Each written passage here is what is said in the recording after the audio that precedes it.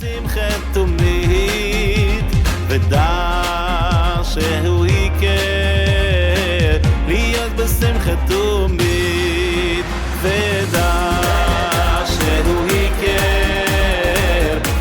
Donc on est page 56, paragraphe Noun, Vezeprinat Masheravim Belel Pessah, Shishalo Abanim Kushiot Majtana. Donc le soir de Pessah, on a l'obligation que les enfants ils posent des questions et qu'ils disent qu'est-ce qui se passe. Parce que le soir de Pessah, il y a une grande intensité de lumière. La lumière est très forte. Et donc il y a besoin d'un tzimtzum, de contraction de la lumière. Alors ces questions que les enfants ils vont poser, c'est considéré comme une contraction de la lumière, de manière à ce que l'enthousiasme ne soit pas trop délirant. Mais la question, elle doit être beder chokhma. C'est-à-dire quand on pose la question, il faut la poser intelligemment. C'est le fils qui est chacham, alors il pose cette question, il demande ma edut, quel est le témoignage, quels sont les témoignages sur ça? C'est-à-dire que chez Modé Be'atora, Shem Edut Ve'achukim. C'est-à-dire Edut, ça veut dire les témoignages, ici ça veut dire les mitzvot, la halacha. C'est-à-dire que il est le fils qui est chacham, qui est sage. Alors lui, il est d'accord que sur la Torah. Il pose juste des questions par rapport à pour savoir. Aouchel Alma Hakol Meramez. Mais lui, il veut savoir comment trouver des allusions, c'est-à-dire comment ce sont des allusions à d'autres choses. Aval Khalila Lishol Keben Racha. Mais Chaz v'Shalom, on ne doit pas poser des questions comme un fils qui est Racha. Que Hashela Shei Prinat Tzimtzum, Shaiti Gamkem Bishvil Legalot Malchuto Yitbarach. Parce que la question qui est contractée, c'est une question qui est faite pour révéler la royauté d'Hachem. Haïnou, que Shemeir Or la Viut Alev Shelisha Israeli, Beit Lavod Gadol Shu Prinat Ensof. C'est-à-dire quand le cœur d'un juif il s'emballe et il commence à brûler pour l'infini. Maintenant on a besoin précisément de contracter cette lumière.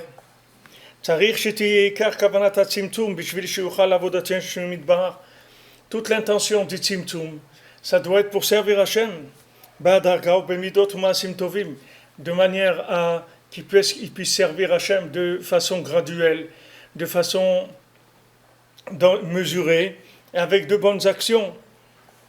Comme on a mentionné avant,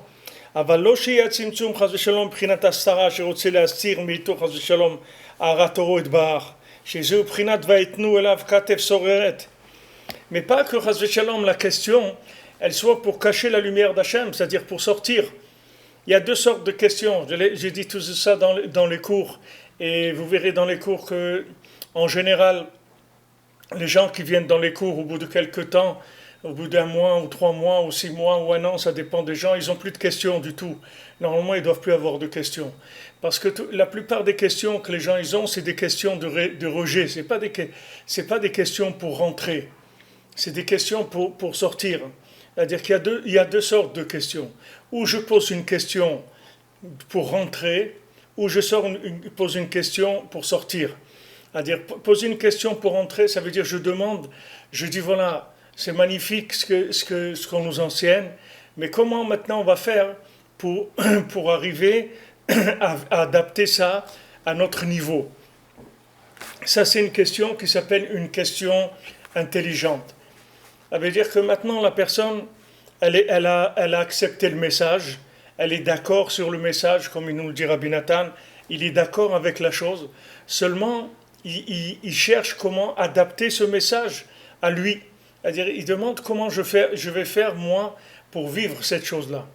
Alors ça s'appelle une question intelligente. Mais il y a des gens des questions qui sont des questions de nerfs, des questions de rejet, des questions de révolte. Et ces questions-là, c'est pour sortir, c'est pas pour rentrer. C'est des questions pour trouver une raison, un alibi pour sortir. C'est-à-dire, il vous pose une question, et si vous ne lui répondez pas, Alors il a trouvé un alibi pour sortir. Alors ces questions-là, on n'y répond pas. On n'y répond pas parce que c'est pas la peine de perdre son temps.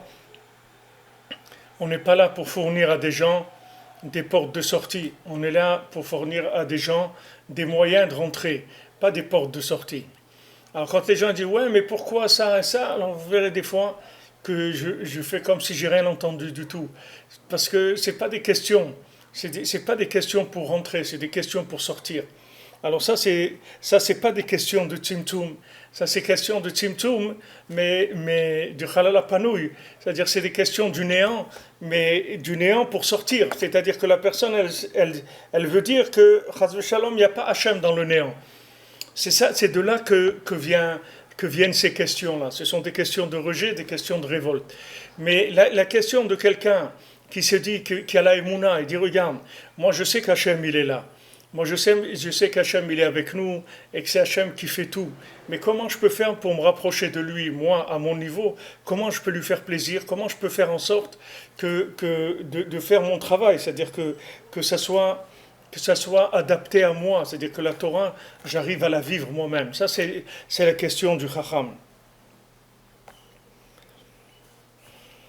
Prinat vaikra elechem hashkem vedaber lo shamatem.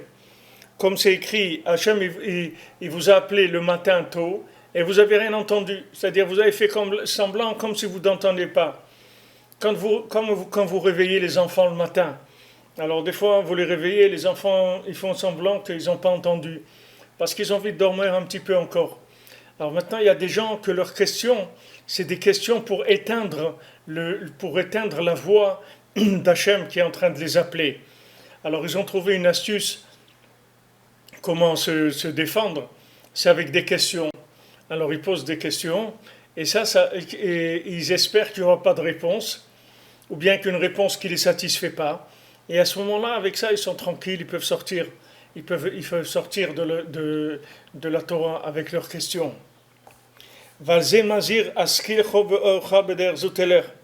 Et sur ça c'est écrit dans le Teilim, on dit ça dans le Tikkun HaKlali, Askilcha ve'orecha, ya'atzo alecha aini, atiu kesus keferen. Alors, il dit, je vais te rendre intelligent, je vais t'envoyer de la lumière, je vais te donner des conseils, je vais t'éclairer avec des conseils. Ne soyez pas comme des chevaux et des mules. וכן בפסוקים רבים שמוכיח את ישראל על שידבר מרמז להם ועוררם בכל פעם ואינם שמים על לב. Il y a comme ça beaucoup de versets que HaKadosh Baruch Hu, il fait des reproches à Israël. Et il leur dit voilà combien de fois je vais vous faire des allusions, je vais venir vers vous avec des allusions, je vais vous réveiller à chaque fois. Et vous ne mettez pas votre cœur à ça. C'est-à-dire vous ne faites pas attention. Pourquoi vous ne mettez pas votre cœur à tous les appels que je vous fais? Je vous fais des appels. Pourquoi vous mettez pas mettez pas votre cœur pour essayer de comprendre les appels que je vous fais? Comme c'est écrit, toi, tu nous as fait savoir que Hachem ou Elohim.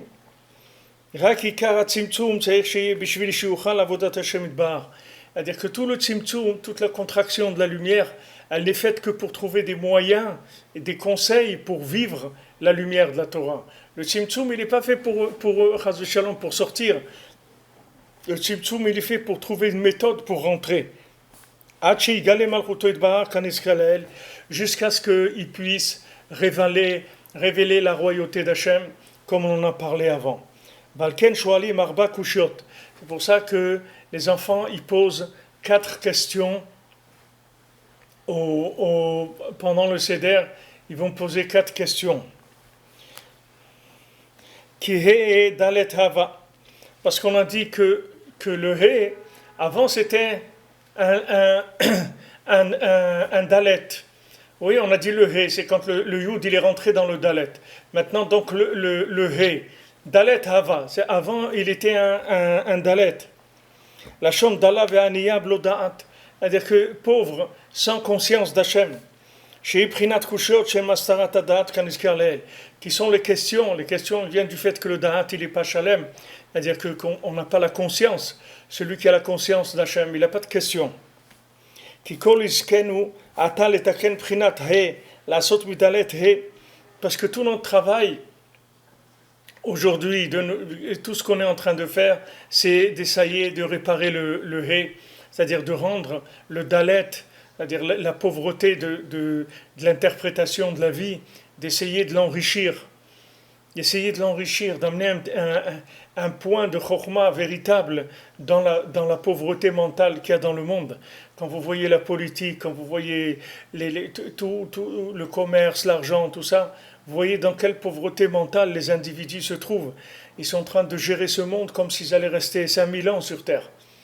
Et alors ils inventent des choses. Ils disent, voilà, on a trouvé un fossile d'un dragon qui avait il y a 50 000 ans et il y a 100 000 ans. Bien sûr, ils peuvent raconter ce qu'ils veulent. Ça fait que noyer. Ils veulent noyer le poisson, c'est tout, comme on dit. Mais le monde, il a que 5776 ans, c'est tout. Il n'a pas plus que ça.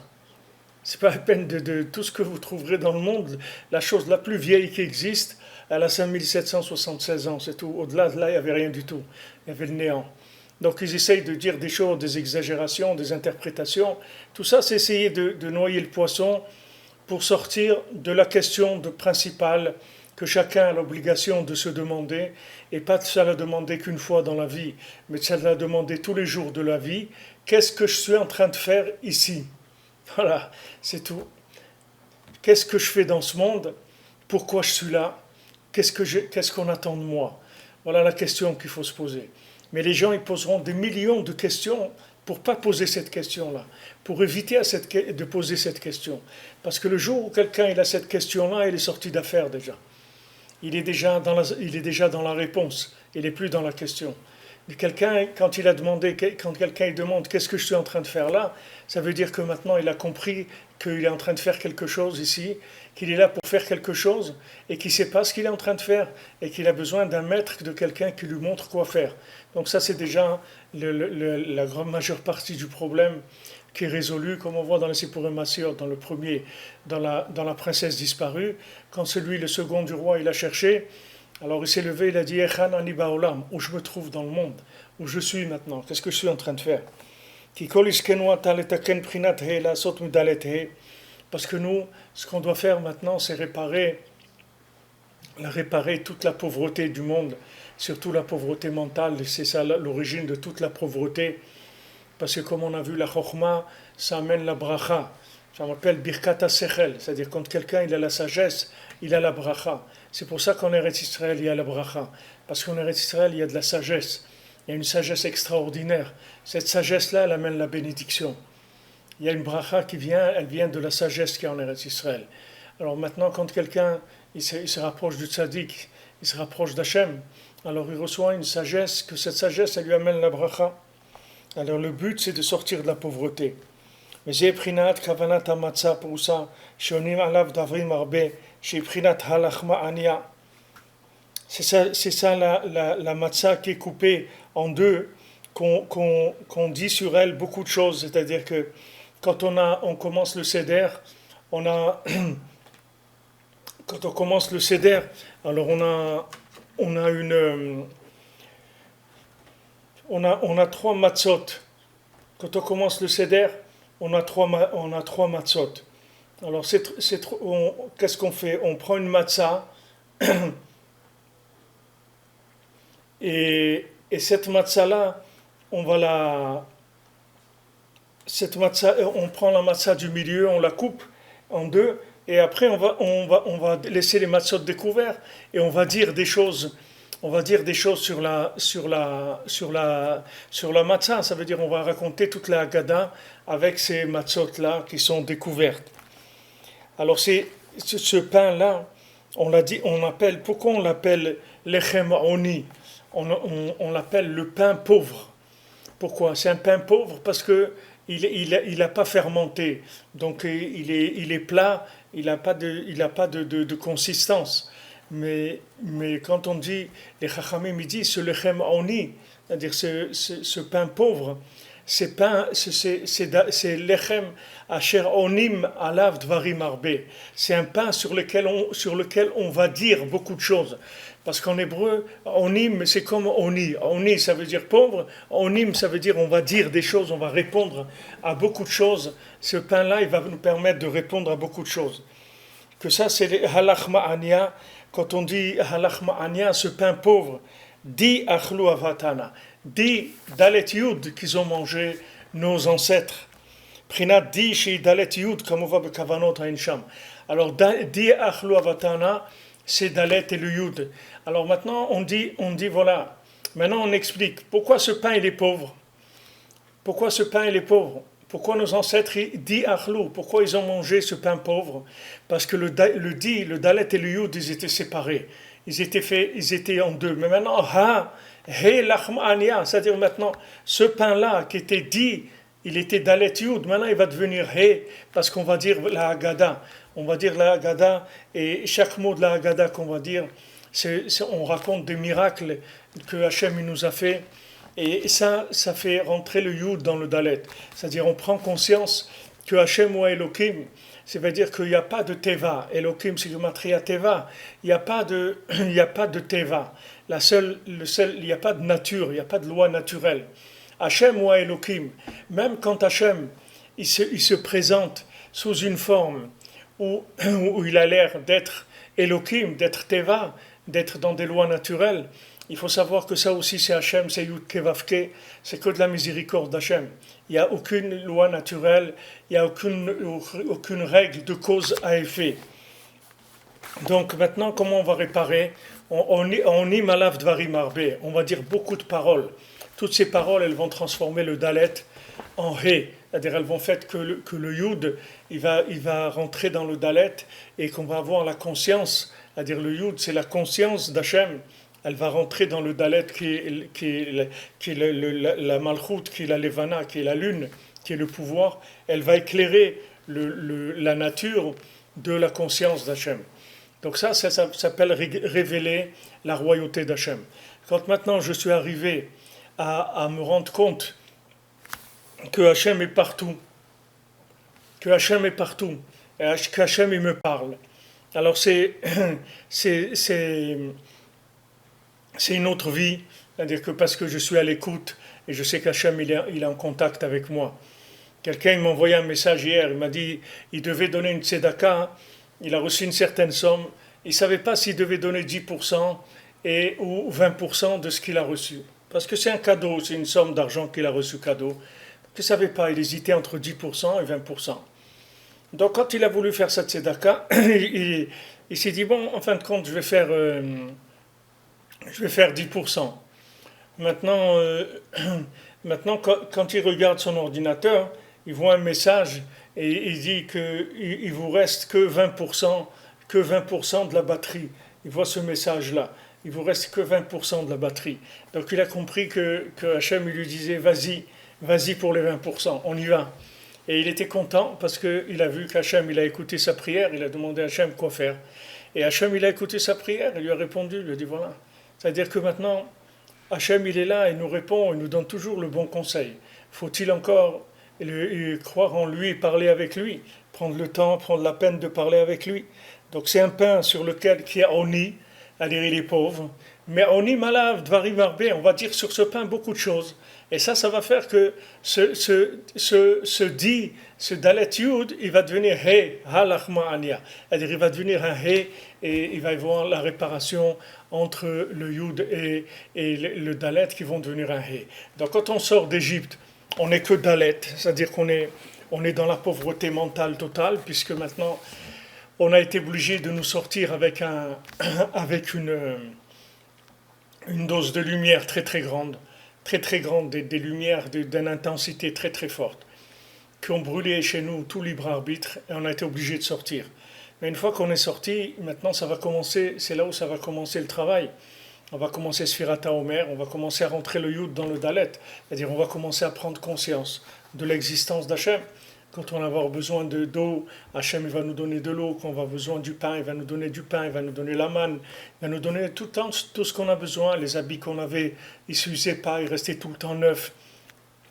Toutes sortes de miracles qu'il y avait tout le temps, que Hachem il nous faisait pour nous montrer qu'il est là, il est avec nous. Que maintenant, du moment où on a pris comme décision de sortir d'Égypte, c'est-à-dire de nous engager dans le service d'Hachem, alors on va voir toutes sortes de miracles qui vont venir à nous. Alors beaucoup de miracles, chacun il va voir beaucoup de miracles. Mais le but c'est d'arriver après à intégrer ces miracles de manière à ce que ça devienne des forces naturelles. C'est-à-dire que le miracle devienne nature. Que la nature, ça soit des miracles. C'est-à-dire qu'on s'habitue à vivre avec des lois naturelles qui sont des miracles. C'est-à-dire qu'il n'y a aucune différence pour nous entre quand je mets 2 œufs à cuire sur le feu, que maintenant ils vont cuire. Ça a l'air normal, c'est une recette, à chaque fois je le fais, ça marche. Que je sache que ça, c'est un miracle, de la même manière que Hachem il fait un miracle, qu'on arrive à trouver un terroriste avec des bombes sur lui avant qu'il se fasse sauter, etc., qu'il y ait toutes ces vies humaines qui ont été sauvées. C'est-à-dire c'est la même chose. La même chose, de faire 2 œufs sur le plat, ou de faire ça, c'est la même chose. C'est des miracles, c'est la même chose. Ça vient quand le Yud, il est rentré dans le Dalet. Il devient un He. C'est-à-dire que la Malchut d'Hachem, son pouvoir, il s'étend dans tous les domaines. Dans tous les domaines. C'est pas que maintenant j'ai des miracles là-dedans, mais que par exemple quand je vais travailler, il faut que je travaille dur parce que sinon je vais pas gagner. Il n'y a pas de calcul comme ça, il n'y a pas des pensées comme ça. On pense pas comme ça. C'est-à-dire on fait notre ishtadlut, ce qu'on a à faire, c'est tout. Et Hachem il va nous aider, que ça va marcher. Mais on pense pas des choses qui sont kochiv v'otzem yadi. On ne pense pas que la force, c'est la force de mes biceps, la force de mes bras. J'ai rien fait du tout, c'est tout des chassadim d'Hachem. C'est toute la miséricorde. Donc maintenant, c'est pour ça que les Breslevers, c'est pas des gens de miracles. Rabbeinu, il faisait pas des miracles. Rabbi Nathan, il faisait pas des miracles. Rav Nachman Tutshiner, il faisait pas des miracles. Avraham ben Nachman, il ne faisait pas des miracles. Ils ont fait des miracles à des moments où c'était comme ça, il fallait faire un miracle, alors ils l'ont fait, mais comme ça, sans faire un plat, comme on dit. Ils n'en ont pas fait un plat de ça. Parce que le nian de Rabbeinu, ce n'est pas un nian de miracle. Rabbeinu vous donne la chokhmah de la vie, il n'y a pas besoin de miracle. Parce qu'une fois que vous avez la chokhmah de la vie, votre vie c'est un miracle permanent, chaque seconde c'est des miracles. Donc ça devient la nouvelle nature, c'est tout. Et il n'y a pas besoin de parler de miracle, parce que vous vivez connecté avec Hachem, donc votre vie, elle est miraculeuse en permanence. Vous n'avez pas besoin d'avoir un miracle, parce que tout est miracle. Et vous vivez avec cette conscience-là. Quand le Yud rentre dans le Dalet, vous arrivez à cette conscience que tout est miracle. Il n'y a aucune loi naturelle. Que chaque jour que je me lève, c'est un miracle. Chaque fois que j'arrive à faire quelque chose, c'est un miracle. Que j'arrive à écouter un cours de Torah, à étudier, à prier, à faire une mitzvah, tout ça, c'est des miracles. Il faut en prendre conscience. Mais Rabbeinu, il n'y a pas de miracle pour lui. Il n'y a pas un lien de miracle. Tout, c'est des miracles. Pas commencer à faire ça, c'est un miracle, ça, c'est pas un miracle. Tout, c'est des miracles. Comme l'a dit Rav Nachman Tutshiner, il y a dans les maisons, il y a des sortes de petits greniers dans les maisons en Europe, en Ukraine, tout ça. Ils avaient toujours des gens, des barins en hauteur comme ça, des sortes de faux plafonds, comme des petits greniers où ils rangeaient les choses. Alors en yiddish, ça s'appelle les boïdim. Ces greniers-là, ils s'appellent des boïdim. Alors, une fois, Rav Nachman Tutshiner, il a dit, Rav Nachman Tutshiner, c'était l'élève de Rabbi Nathan, d'accord, c'est la descendance, c'est-à-dire de Breslev, il y avait Rabbeinu, Rabbi Nathan, Rav Nachman Tutshiner, Rav Avraham ben Nachman. Ça, c'est comme ça que les choses, elles se sont construites, elles se sont transmises. Alors, Rav Nachman Tutshiner, une fois, il a dit le Baal Shem Tov, il a rentré les chassidim dans Olam HaAtzilut. Le Baal Shem Tov, il a amené la chassidut, c'est Olam HaAtzilut, c'est le monde de l'émanation. C'est très très élevé. Et Rav Avraham Nachman a dit, le Baal Shem Tov, il a rentré les Chassidim dans Olam Hatzilut. Et nous, Rabbeinu nous a rentré dans les Boïdim. C'est-à-dire, Rabbeinu nous a mis dans ces petits greniers là, qu'il y a dans la maison. C'est là-bas où il nous a mis Rabbeinu. C'est-à-dire que, ce qui veut dire, c'est que nous, on n'est pas dans le côté extravagant, dans le côté, si vous voulez, extérieur de la Torah, la magnificence des choses, etc. Rabbeinu, il a simplifié les choses. Il nous a amené à la simplicité. À la simplicité. Vous prenez Rav Shmuel Shapira, Alav Shalom, c'était un très très grand Oved Hashem. C'était un homme d'un très très grand niveau. C'est-à-dire beaucoup de tzadikim de la génération, ils venaient lui demander des brachot, et quand ils avaient un problème, ils lui demandaient de prier pour eux.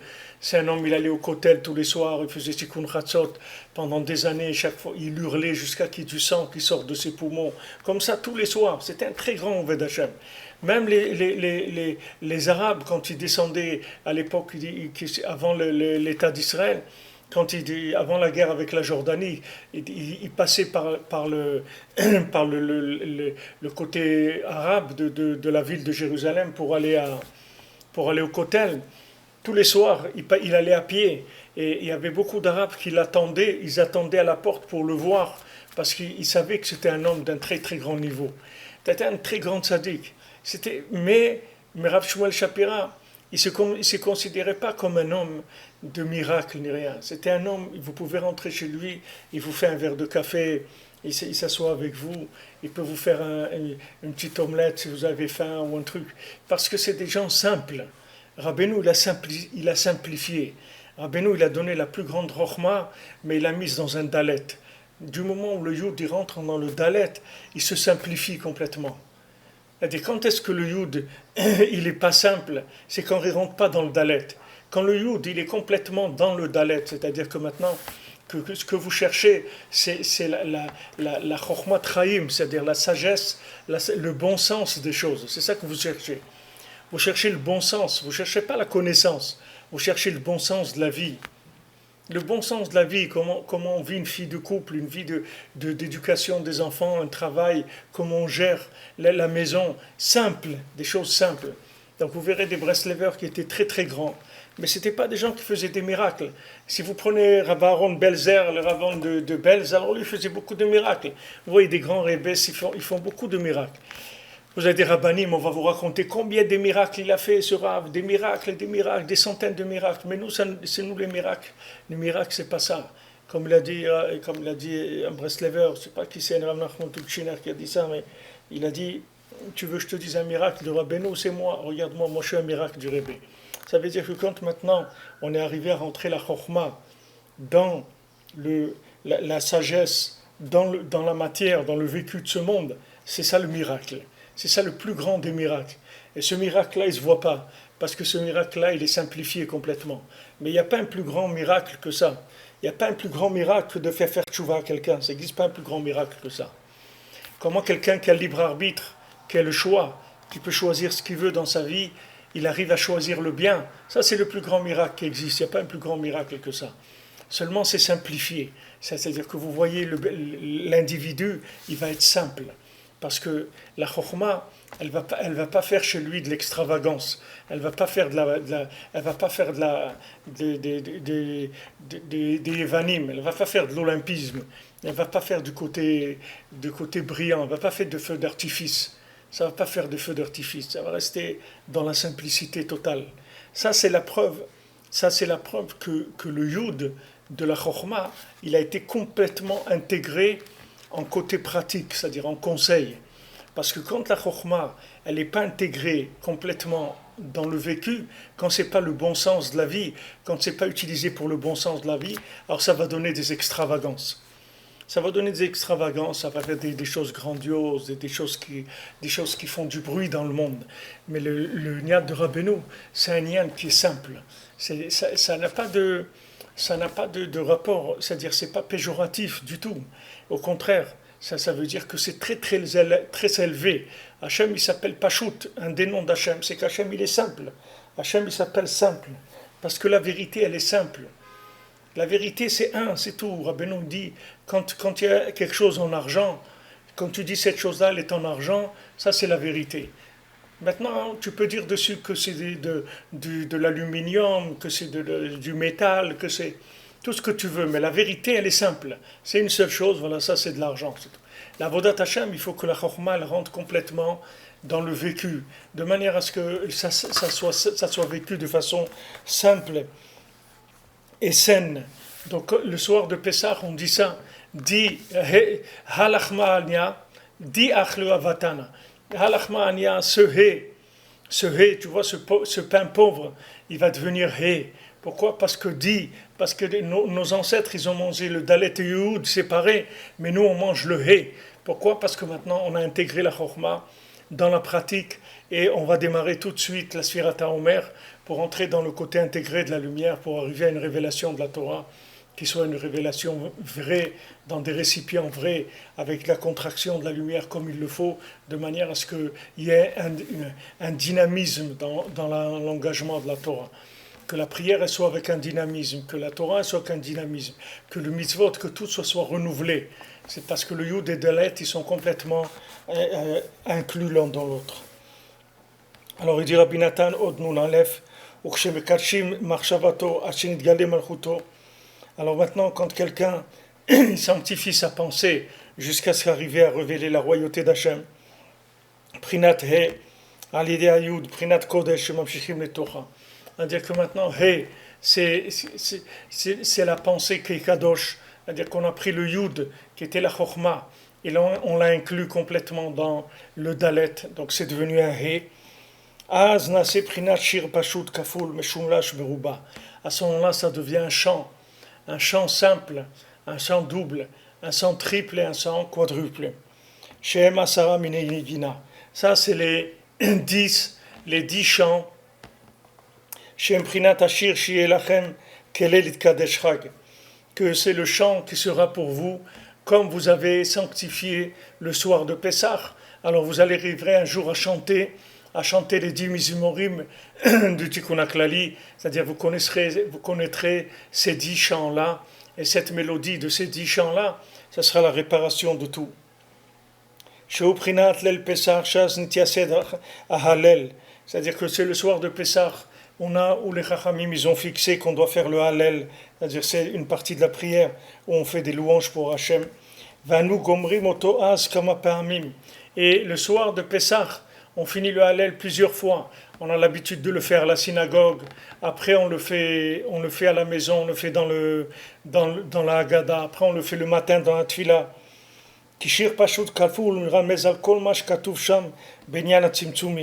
Parce que le chant simple, double, triple et quadruplé, ça fait allusion à tout ce qu'on a parlé au sujet de contraction de la lumière. Parce que le chant simple, c'est la lumière infinie, que voilà, que cette lumière infinie, elle est complètement pashut. Pashut, ça veut dire aussi, en hébreu, mufshat. Mufshat, ça veut dire qu'il n'y a aucun vêtement, il n'y a rien qui cache, que la chose, elle est extrêmement pure, dans le plus grand état de pureté qu'il peut y avoir. Ça s'appelle pashut.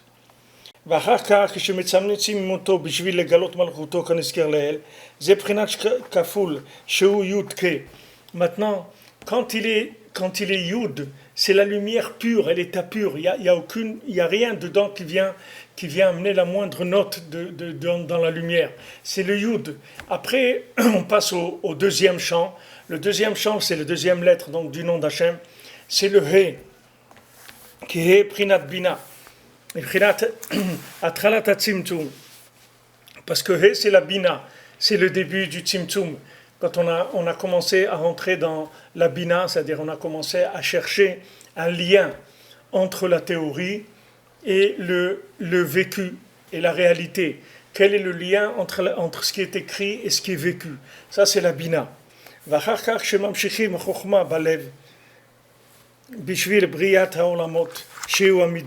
Après, quand on attire la sagesse dans le cœur pour la création des mondes qui sont les midot.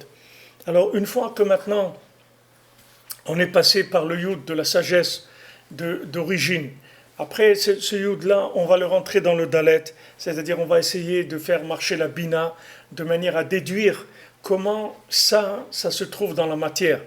Comment le Yud de la Chokhmah d'Hachem elle se trouve dans la matière. Comment la Torah elle se trouve dans la matière. Ça c'est le He. Après, le Vav, c'est le crochet. Le Vav c'est pour faire le lien entre tout ce qu'il y a eu dans le cerveau et la parole, de faire descendre ça dans le cœur. C'est le Vav, ça veut dire un crochet, c'est un lien. Donc Yud Ke Vav, maintenant je vais faire descendre cette chose-là dans mon cœur, de manière à pouvoir faire des actions avec ça. Il y a premier niveau de compréhension, c'est de la compréhension à l'état pur, c'est-à-dire qui est complètement théorique. Après, on passe à la bimna, qui est le lien entre la théorie et le concret. Après, troisièmement, on va maintenant prendre des décisions. On va s'engager, puisque maintenant on a déduit de la présence d'Hachem dans la matière, maintenant on va s'engager dans le service d'Hachem par rapport à ces notions-là. Qui va vous prinat amshachat chokhmah shebalev, parce que le vav c'est le principe de faire descendre la chokhmah dans le cœur. Livron le tsayer et amidot, shem olamot, c'est-à-dire pour pouvoir créer et dessiner les mesures qui sont des mondes. Shem klal abriya, qui sont toute la création, chez Nivra beshet yemei maaseh, qui a été créé en 6 jours. 6 jours c'est vav. 6 c'est vav. Donc maintenant, quand on comprend quelque chose, il faut, quand on a vu quelque chose, une chokhmah, une compréhension, il faut essayer de trouver un lien avec la réalité. Quand on a créé le lien entre ce qu'on a appris et la réalité, alors après on va faire descendre ça dans notre cœur de manière à avoir le comportement adéquat, l'engagement adéquat à cette compréhension-là. Ça c'est le Vav, parce que Hachem il a créé ce monde en 6 jours. 6 jours c'est la création. Le Yud c'est le Shabbat, mais les 6 jours c'est le Vav, c'est la création. Ki karabinyan matril beprinat havav kayadua, parce que la construction elle commence à partir du Vav, c'est-à-dire tant qu'on n'a pas intégré la lumière de manière à ce qu'elle devienne, elle donne le conseil comment faire. Alors il n'y a pas encore eu de construction. Si vous voulez, quand on comprend quelque chose et qu'on a trouvé le lien avec la réalité, c'est-à-dire qu'on est rentré dans la bina, après on doit passer à la troisième étape. La troisième étape c'est l'engagement. La troisième étape c'est la définition de l'individu par rapport à ça. C'est ce que dit Rashi dans Chokhmah, il dit Chokhmah bina et da'at. Il dit Chokhmah c'est ce que quelqu'un il apprend des autres. La bina c'est ce qu'il a déduit lui-même d'après ce qu'il a appris des autres. Et le da'at c'est Ruach HaKodesh. Le da'at c'est Ruach HaKodesh, c'est-à-dire que c'est la prise de conscience de l'existence d'Hachem dans mon cœur. C'est vrai, on peut parler, on peut étudier, on peut dire beaucoup de choses, mais être conscient dans mon cœur de l'existence d'Hachem à chaque instant, de l'aimer, de le craindre, de faire des choses par rapport à lui, ça c'est la troisième dimension. Pour ça c'est le troisième, c'est le Vav, c'est Yud Ke Vav, c'est la troisième dimension, c'est-à-dire quand je suis arrivé à m'engager, c'est-à-dire quand j'ai trouvé que cette Chokhmah et cette Bina, elle me concernait à moi personnellement. Donc je vais m'engager. Cet engagement, c'est la construction, qui s'appelle Binyan. Ça s'appelle Binyan de la Malchut. On va commencer à construire la royauté d'Hachem. Parce que j'ai compris des choses, j'ai déduit certaines choses, et maintenant j'ai trouvé mon rapport avec ça. Donc je vais m'engager. Ça c'est le Vav. ושם צריכים התגברות להמשיך על עצמו רק בחינת יצירה לטב שלי להגביר המחשבות טובות כנזכר לעיל. Maintenant il faut faire attention quand il y a le Vav, parce que le Vav c'est là où il peut y avoir les dérapages. Parce qu'une fois que maintenant je sais des choses et j'ai compris leur lien avec la matière, il ne faut pas croire que je suis sorti d'affaire, parce que tant que je n'ai pas rentré ça dans mon cœur de façon positive, c'est-à-dire pour construire un servir d'Hachem qui soit dans le tzimtzum, c'est-à-dire que je sois concerné personnellement à mon niveau pour m'engager, alors je peux me faire détourner par des mauvaises pensées. Parce qu'une fois que Comme vous voyez des gens qui, qui, euh, qui, se, qui sont honnêtes, des travailleurs, etc., des gens honnêtes, qui ont fait leurs études, ils sont arrivés des choses, etc. Et ils commencent à travailler maintenant au bout de 40 ans, de 40 ans ou une fois qu'ils ont du métier et qu'ils deviennent députés ou n'importe quoi, vous voyez, ils commencent à faire des bêtises, les gens. Ils commencent à ouvrir des comptes un peu partout dans le monde, faire des affaires un peu louches, des trucs. Pourquoi? Parce que une fois que la personne, elle est arrivée à une maîtrise de la chorma et de la bina, que maintenant elle va rentrer dans la construction, là cette construction peut se faire dévier vers le côté négatif. Donc c'est là où il faut être très vigilant, c'est-à-dire que les choix que je vais faire par rapport à ce que j'ai déduit de ce que j'ai compris, il faut faire attention à ces choix-là. Il faut faire très attention. Parce que j'ai vu par exemple ce matin, je l'ai dit dans le shiur que j'ai fait ce matin sur Onek Shabbat, sur Rabbi Ephraim, sur Eretz Israël, que maintenant, Rabbi Ephraim, il dit, parce que ses élèves qui sont montés en Eretz Israël, lui il est resté en Pologne encore, il était encore en Pologne, alors il lui demande des conseils, eux ils sont en Eretz Israël. Alors il leur dit, à moi vous me demandez des conseils, que moi je suis encore en Chutz La'aretz. Et là-bas il dit, c'est interdit de demander un conseil, quelqu'un qui habite en Eretz Israël, il n'a pas le droit de demander un conseil à quelqu'un qui habite en Chutz La'aretz. Parce qu'il ne peut pas lui répondre. Il ne peut pas lui répondre. Il ne peut pas lui donner la bonne réponse. Parce que celui qui est en Eretz Israël, il a une chokhma déjà qui est très très avancée. Donc il ne doit pas demander à quelqu'un qui est en Chutz La'aretz. Parce que quelqu'un qui est en Chutz La'aretz, il est dans un niveau où la chokhma et la bina, elles ne sont pas au niveau d'Eretz Israël. C'est autre chose complètement. C'est bien, mais c'est autre chose. C'est pas comparable. Donc il faut faire attention, savoir que les bons conseils, ils viennent de la terre d'Israël. Parce qu'une terre de contact avec Hachem, et c'est une terre où on peut lutter contre les mauvaises pensées. Parce qu'il y a des évidences. Quand maintenant la personne elle se renforce comme il faut, et que ça devient un chant qui est triplé, le principal, c'est qu'il serve Hachem avec ça. C'est-à-dire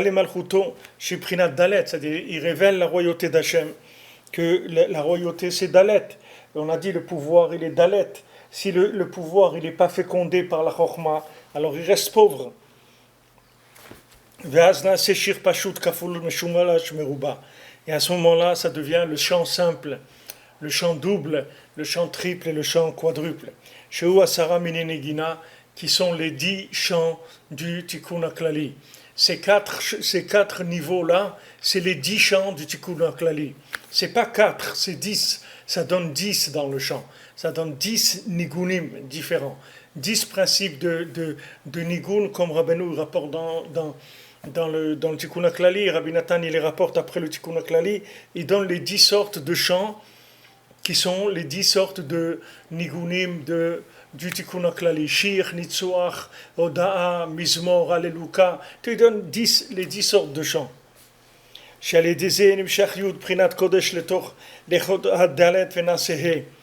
Que grâce maintenant à ce yud qui sont les 10 chants du Tikkun HaKlali, alors ça va rentrer dans le dalet, c'est-à-dire dans la matière, et maintenant ça va devenir he, qu'on va voir Sham comme on a dit avant. Donc une fois que ce chant-là, il va pouvoir pénétrer la matière, alors à ce moment-là on est sauvé parce que on va s'engager, on va commencer à changer notre façon d'être. Maintenant, d'où se fait de ce chant simple, doux, triple, quadruplé? C'est parce qu'on revient tout le temps vers le yud. Qui ashir pashut kaful, ou à l'idée yudke, yudke vav, ke adoua. Comment on fait ce shir, la kaful, meruba? On fait yud du Shem Havaya, après yudke vav, ke. On revient à chaque fois vers le yud. כי בכל פעם צריכים לחזור לזכר באור האינסוף המאיר בלב. Parce que tout le temps, il faut qu'on retourne vers la mémoire de la lumière infinie qui est dans le cœur. Il faut faire attention de ne pas s'oublier dans la matière. Quand quelqu'un rentre dans la cuisine de la matière, alors il peut se perdre là-bas dedans. Il peut commencer à faire des affaires, des business, des inanimes, mais il ne sait plus où il est. Il est parti complètement dans des pensées qui sont déconnectées de la Kedusha. Donc il faut faire attention que quand on rentre dans le cœur, qui est le côté qui va amener à l'action, alors il faut faire attention qu'à ce moment-là, on garde les barrières. Il faut faire attention.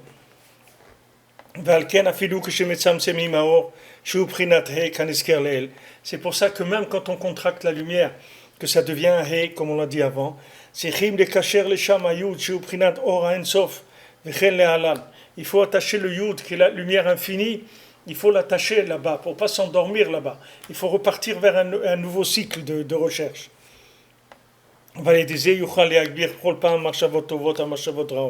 Et avec ça, tout le temps, il pourra renforcer les bonnes pensées sur les mauvaises. Par le fait qu'il se souvienne tout le temps d'Hachem. Quand je me suis emmitouflé, quand mon âme, je l'ai emmitouflé, alors je me suis rappelé, je me suis rappelé du nom d'Hachem. Parce que toute la contraction de la lumière, c'était pas pour nous détourner, au contraire. Toute la contraction de la lumière, c'est pour nous amener à une connaissance parfaite d'Hachem. Pour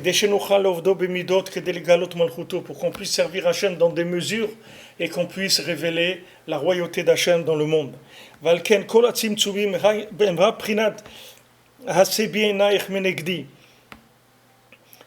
Toutes les tzimtzumim, c'est uniquement que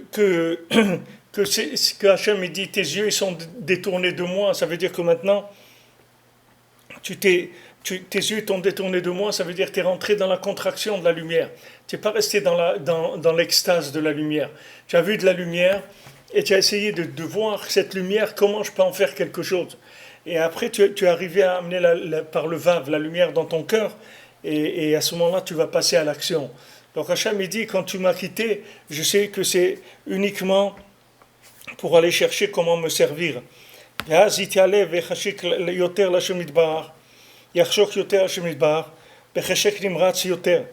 moment-là, il va s'enthousiasmer pour Hachem, et il va avoir un enthousiasme qui est beaucoup plus grand. Parce que la minia, l'empêchement, le fait qu'on l'empêche, c'est pour augmenter son vouloir, qu'il ait encore plus envie. C'est ça qu'on lui cachait. C'est-à-dire, quand on dit contracte la lumière, alors c'est sûr qu'il rentre dans un endroit où la lumière est cachée. Donc, qu'est-ce qu'il va faire maintenant ? Il doit faire attention, parce qu'il peut tomber. Mais celui qui ne veut pas rentrer là-dedans, c'est vrai qu'il risque moins de tomber. Mais ce qui est sûr, ce qui est garanti, c'est qu'il ne va jamais avancer aussi. Ça lui est garanti. Quand quelqu'un il veut rester enfermé dans un kollel pour étudier toute sa vie, alors qu'il n'est pas fait pour ça, alors vous pouvez que lui garantir qu'il va stagner pour le restant de sa vie. C'est-à-dire qu'il va devenir un vieux vinaigré. C'est tout ce qui va venir. C'est ça qui va devenir. C'est tout ce qui va devenir. Si maintenant quelqu'un ne veut pas rentrer dans le tikkun de la malchoute, il va sortir du monde, il va rentrer dans du virtuel, il n'aura aucun rapport avec la matière, aucun rapport avec le monde, aucune joie de vivre, rien du tout. Parce que ça va être que de la chokhma, c'est tout son inyan.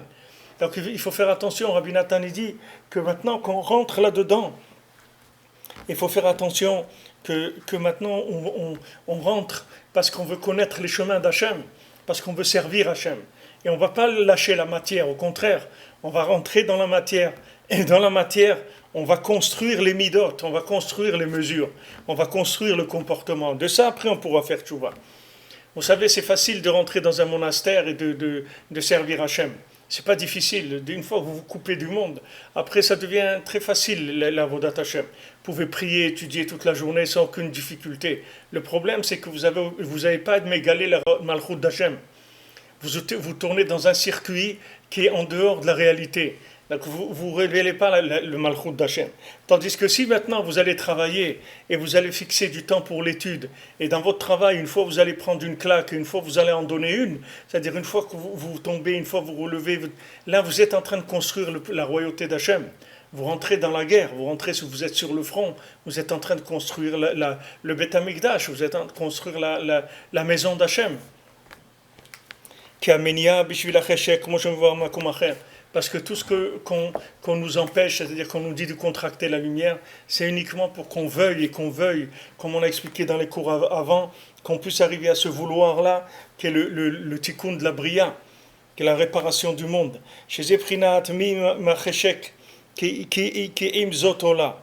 C'est ce qu'on a dit chez Zeprinat mi im zotola. Mi la bina avec zot, avec la malchut, elle va monter. Parce qu'après, quand il reçoit le joug de la lumière d'Hachem de façon parfaite, à ce moment-là, il peut recevoir dans son cœur l'enthousiasme de la lumière infinie, avec un enthousiasme et un languissement extraordinaire, d'une façon réparée, de façon à ce qu'il puisse le recevoir. C'est-à-dire que maintenant, quand quelqu'un va rentrer dans les tzimtzumim de la lumière et il laisse le côté ébahi devant la lumière, tout le côté extérieur de la lumière, et il utilise la lumière pour entrer dans l'action et pour faire des bonnes actions, alors cette personne-là, elle va recevoir maintenant une dose de lumière infinie que jamais avant il aurait pu le recevoir. Parce que maintenant il a commencé à se construire, donc il peut faire entrer la lumière infinie dans des récipients. Ça c'est la montée de la maison d'en haut, grâce à la montée de la maison d'en bas. Parce que Hachem il a dit, je ne viendrai pas dans ta ville tant que à l'intérieur de ton campement en toi, c'est pas kadosh.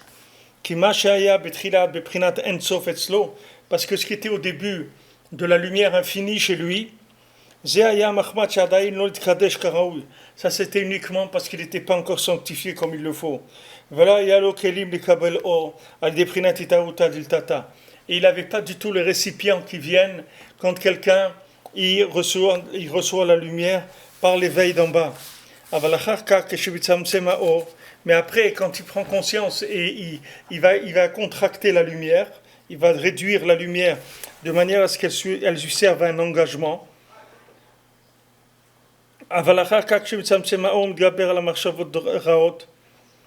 Maintenant, il va se renforcer contre les mauvaises pensées, jusqu'à qu'il prenne sur lui le joug divin. Chez Zeprinat Beta Tata, que ça c'est la maison d'en bas. À ce moment-là, même la maison d'en haut, elle va avoir une élévation. À ce moment-là, il peut recevoir la lumière, comme on l'a mentionné avant, comme on a parlé beaucoup de fois. Aussi, il faut monter de niveau à chaque fois que c'est possible, ça présente à nous, on doit monter de niveau, on doit chercher ça.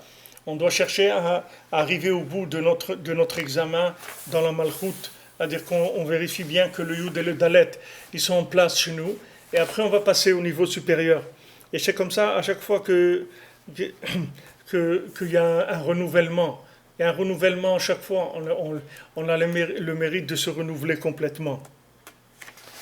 Voilà, Bezat Hashem, on a fait un petit peu, et on continuera demain le Hot Nun Bet, le paragraphe 52, Bezat Hashem, dans le Likutei Halachot.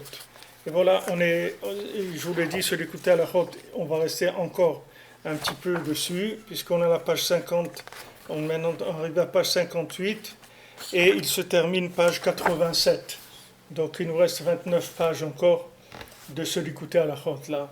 Mais bon, Hachem, vous voyez comment la notion, elle se raffine et elle se palpe de plus en plus. C'est ça les tzimtzumim.